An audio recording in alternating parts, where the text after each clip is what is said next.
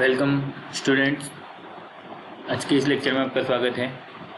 पिछले वीडियो में मैंने राइज एंड फॉल मेथड आपको बताया था, जिसमें किसी एक हम लोग लेवलिंग के अंदर जो हमारे पॉइंट हैं, रिक्वायर्ड पॉइंट्स, मतलब डिफरेंट पॉइंट्स का आरएल निकालते हैं। बेंचमार्क का हमें आरएल पता होता है, वही डेफिनेशन है बेसिकली बेंचमार्क की, कि उसका हमें आरएल पता होता है। तो बेंचमार्क का आरएल हमें मालूम होता है, उससे हम क्या करते हैं कि बचे हुए पॉइंट्स का आरएल निकालते हैं। ठीक है, तो अब हाइट ऑफ इंस्ट्रूमेंट मेथड है, जिसको हम लोग हाइट ऑफ HI मेथड या फिर height of plane of collimation HPC method या फिर हाइट ऑफ कॉलिमेशन मेथड भी बोलते हैं। ठीक है, तो इस तरीके से हमें क्वेश्चन दिया हुआ होता है, हम सॉल्यूशन पे बाद में आएंगे।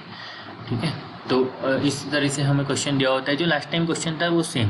तब राइज एंड फॉल मेथड में जो डेटा दिया हुआ होता है, आप एक बार राइज एंड फॉल मेथड का वीडियो देख लीजिए कि आपको बैक साइड, इंटरमीडिएट साइड और फोर साइड दी हुई होती हैं, किस पॉइंट पे हमने क्या स्टाफ रीडिंग ली बेसिकली वो दिया हुआ होता है, और बेंचमार्क का हमें आरएल मालूम होता है, जहाँ से हमको बाकी के पॉइंट निकालने होते हैं, बाकी के पॉइंट्स का आरएल निकालना होता है।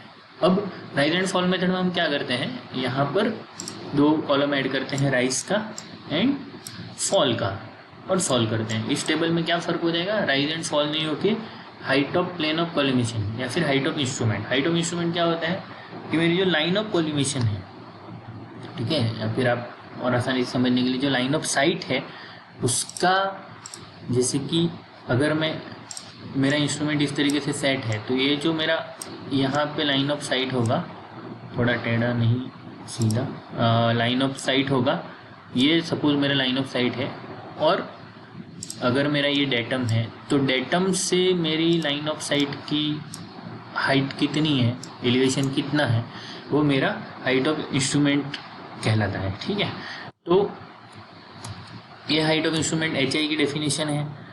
अब तो हमने क्या किया, इसी टेबल को फिर से एग्जाम में टेबुलेट कर दिया है, फिर हमारी वर्कबुक में या हमारी सर्वे बुक में, और back side, intermediate side, four side HPC means height of instrument, या आप यहाँ पे HPC की जगह पे क्या लिख सकते हैं, height of instrument means RL of height of instrument. ठीक है, और आपको क्वेश्चन में और क्या दिया हुआ था, आरएल, बेंचमार्क का आरएल पता है। तो जैसा राइज एंड फॉल मेथड में थोड़ा इजी कैलकुलेशन होता है, उसमें हम क्या करते हैं कि हम एक कैलकुलेशन साइड में कर लेते हैं और आरएल एक साथ पहले निकाल लेते हैं कि कौन से पॉइंट से कितना राइज है या फॉल है, और लास्ट में उसी राइज एंड फॉल के डेटा की हेल्प से सारे पॉइंट का आरएल निकाल लेते हैं। लेकिन इस केस में क्या है, हमें पॉइंट टू पॉइंट चलना पड़ेगा। ठीक है, तो जैसे कि हमने पिछले वीडियो में क्लियर किया था कि हमने 0.771 और 1.552 ये दोनों रीडिंग एक ही पोजीशन से ली हैं। ठीक है, तो अब मैंने एक पोजीशन से लिए हैं, अब फिर से तो पहले इन दोनों की बात कर लेते हैं। तो मेरी ये फर्स्ट पोजीशन होगी O1। ठीक है, यहाँ से मैं ग्राउंड लेवल नहीं चलो बना लेते हैं, ग्राउंड लेवल भी बना लेते हैं हम, इस तरह से कोई ग्राउंड लेवल है। तो यहाँ पे मैंने एक बेंचमार्क पे रीडिंग ली, ठीक है, और यहाँ मेरा A पॉइंट है, उस पर रीडिंग ली, और रीडिंग मेरी कितनी आ रही है, बेंचमार्क पे 0.771 और A पॉइंट पे 1.552, और ये इंस्ट्रूमेंट को हम क्या बोल देते हैं, O1। तो अब आपको बेंचमार्क का आरएल पता है, बेंचमार्क का आरएल कितना है हमारा 43, और बेंचमार्क पे मेरी रीडिंग कितनी आ रही है 0.771। तो height of instrument when instrument हमारा O1 पे सेट है, वो कितना हो जाएगा, बेंचमार्क का आरएल प्लस बेंचमार्क पे स्टाफ रीडिंग, मतलब कि बैक साइड, करेक्ट। तो हमने क्या किया, 43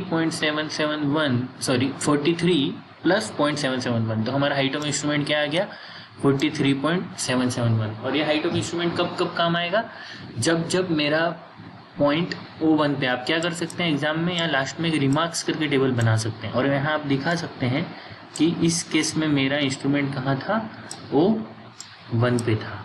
ठीक है, स्टेशन पॉइंट। तो अब जहाँ पे O1 पे है तब तक मेरी हाइट ऑफ इंस्ट्रूमेंट कितनी रहेगी, 43.771। अब इसमें से अगर मैं A पॉइंट पे जो मेरी स्टाफ रीडिंग है उसको माइनस कर देता हूँ, तो मुझे A का आरएल मिल जाएगा।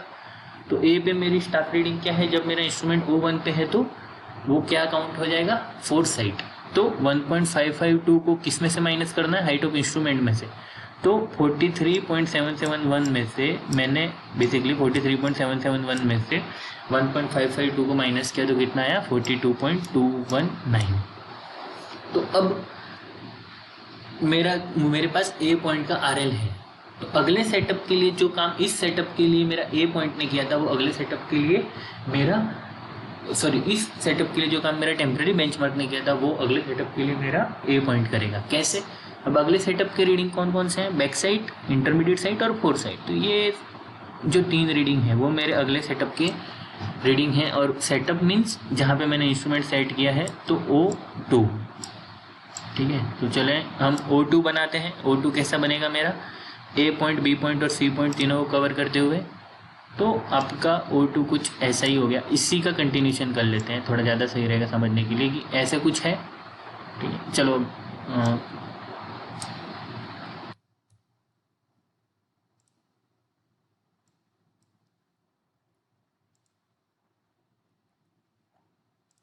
ग्राउंड को कुछ ऐसा ले लेते हैं हम, और यहाँ पे मैंने मेरा नया O2 को सेट कर दिया, ठीक है। अब O2 से मैंने क्या किया है, नया रीडिंग लिया है ए पॉइंट पे, ठीक है। तो स्केच थोड़ा सा लॉजिकली गलत हो गया है, छोटा है रीडिंग। तो यहाँ पे मेरा O2 है और कुछ इस तरीके से मैंने ए पॉइंट पे एक रीडिंग लिया है।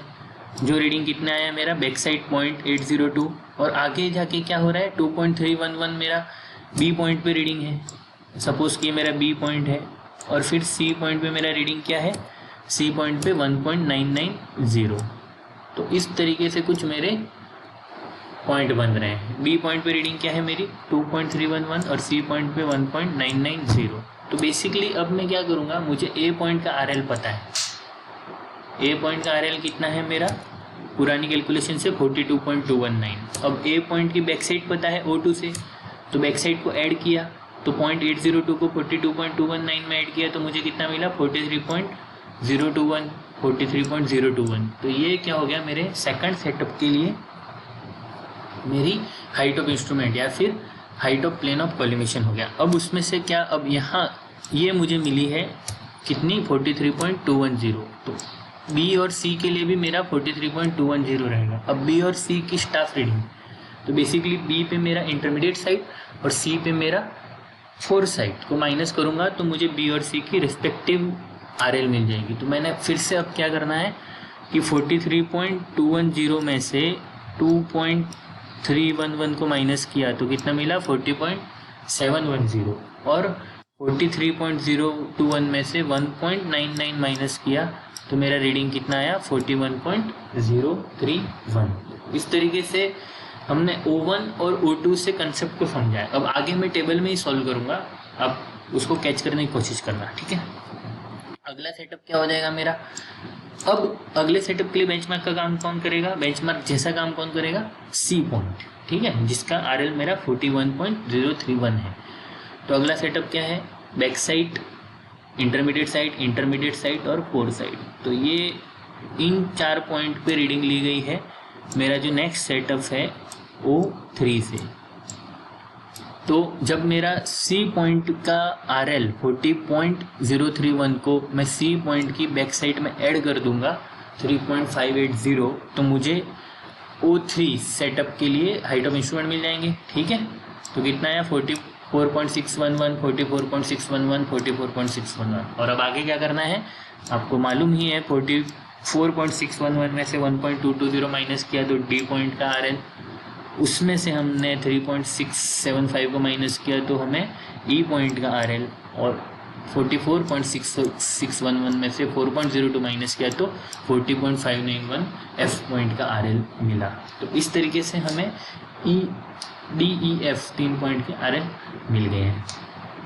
अगला सेटअप क्या होगा, O4, F, G और H का ये वाला मेरा जो सेटअप है वो होगा मेरा O4, ठीक है। अब O4 का क्या होना है, O4 में हमारा ये होना है कि 40.591 एफ से, क्योंकि एफ पे हमारा स्टेशन चेंज हो रहा है, एफ पे 2 रीडिंग है, स्टेशन चेंज कहाँ हो रहा है कैसे पता चलता है, यहाँ पे बैक साइड और फोर साइड दोनों हो। तो 40.591 में हमने 2.408 को ऐड किया तो 42.999 और 42.999 ये हमें हाइट ऑफ इंस्ट्रूमेंट मिला, और उनमें से मैंने 0.339 को और 0.157 को माइनस किया तो मुझे जी और एच पॉइंट के आर एल मिले, ठीक है, 42.842। तो अब हाइट ऑफ इंस्ट्रूमेंट में भी राइज एंड फॉल मेथड की तरह से चेक है, क्या क्या चेक है, summation of back side minus summation of fore side और last R L minus first R L. तो यहाँ पे summation of rise minus summation of fall ये वाला चेक नहीं है, तो उसको हमने चेक किया तो 0.158 आया, मीन्स कि मेरी कैलकुलेशन सही है। मैंने एक और कंपैरिजन करने के लिए राइज एंड फॉल मेथड वाला कैलकुलेशन भी यहाँ पे रखा हुआ है, क्योंकि हमारे दोनों केस में क्वेश्चन सेम था तो आंसर भी आपका सेम होगा। जैसे कि ए आप यहाँ देखिए, राइज एंड फॉल मेथड से डी पॉइंट का आर एल कितना आ रहा है 43.391, तो हाइट ऑफ इंस्ट्रूमेंट मेथड से भी डी पॉइंट का आर एल आपका 43.391 ही आना चाहिए। तो इर्रेस्पेक्टिव ऑफ मेथड आपके आर एल सेम आने चाहिए। क्यों? क्योंकि ग्राउंड पे मेरा वो पॉइंट तो एक ही है, चाहे आप कोई भी मेथड यूज़ करो, आंसर तो हमारा सेम आना चाहिए। तो एग्ज़ाम में हालांकि जनरली यूजी लेवल पे इवन पीजी लेवल पे भी अगर आपको पूछा जाएगा तो इसको मेथड के साथ पूछा जाएगा कि हाइट ऑफ इंस्ट्रूमेंट मेथड से सॉल्व करो, राइज एंड फॉल मेथड से सॉल्व करो। फील्ड पे आप डिसाइड करते हैं कि आपको हाइट ऑफ इंस्ट्रूमेंट मेथड से सॉल्व करना है या राइज एंड फॉल मेथड पे सॉल्व करना है। अगर आपको प्रैक्टिकल में बोल दिया कि आपके पास में ये आर एल है और आप बाकी पॉइंट्स का आर एल निकालो और मेथड को मेंशन नहीं किया है तो you are free to select method as per your convenient, ठीक है। तो आपकी जो आपको ज़्यादा सही लगे उस मेथड से आप उसको सॉल्व कीजिए, लेकिन आंसर आपका सेम आना चाहिए। और जहाँ तक प्रैक्टिस की बात है, आप एक क्वेश्चन लीजिए, उसको हाइट ऑफ इंस्ट्रूमेंट से सॉल्व कीजिए, उसको आप राइज एंड फॉल से सॉल्व कीजिए और फिर इस तरीके से मैच कीजिए कि मेरे सारे आंसर सेम हैं या नहीं। जिसकी एच पॉइंट का आर एल कितना है 42.842 और हाइट ऑफ इंस्ट्रूमेंट मेथड से कितना है 42.842, तो ये आपका सेल्फ चेक हो जाएगा। तो इस तरीके से हमने पिछले 2 वीडियो में राइज एंड फॉल मेथड और हाइट ऑफ इंस्ट्रूमेंट मेथड को देखा है। और अगर आपको कोई डाउट हो तो आप मेल के जरिए पूछ सकते हैं, आप कमेंट सेक्शन में इस क्वेश्चन से रिलेटेड डाउट पूछ सकते हैं, और कोई और क्वेश्चन आप सॉल्व करवाना चाह रहे हैं वीडियो लेक्चर के थ्रू तो आप उसको मेरे मेल आईडी पे सेंड कर सकते हैं, ठीक है। Thank you very much.